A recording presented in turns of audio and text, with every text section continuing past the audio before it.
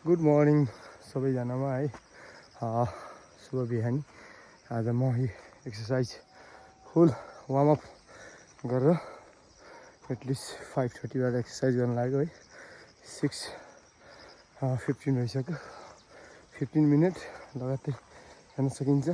आज यो घुम्टेको काखमा एकदम यो माउन्टेन ड्यू है, यो शीत अत्याधिक शीत छ र यसमा एक्सर्साइज गर्दा निकै नै हाम्रो बडीलाई फाइदा, रिल्याक्सन हुन्छ।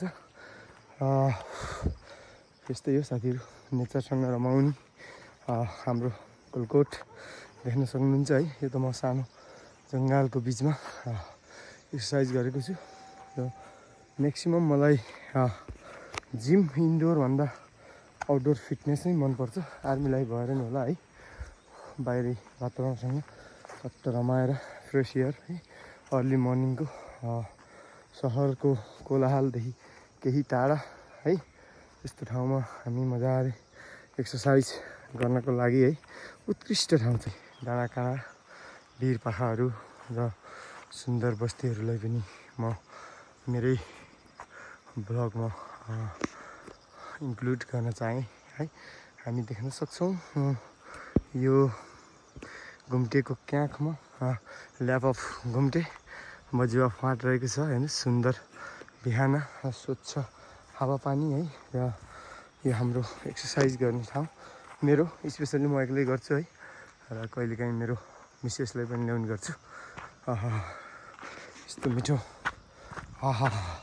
हाइकिङ गर्नको लागि अफ रोड टाइपको छ है।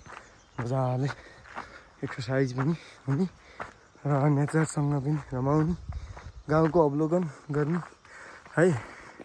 एकदम सुन्दर दृश्यहरू, निलो आकाश मुनि रहेको हाम्रो गलकोट सधैँ सुन्दर, सफा सुग्घर छ है। एकदमै नेचुरल ब्युटी छ। गर्मी पनि छैन है र एकदमै जाडो पनि हुँदैन।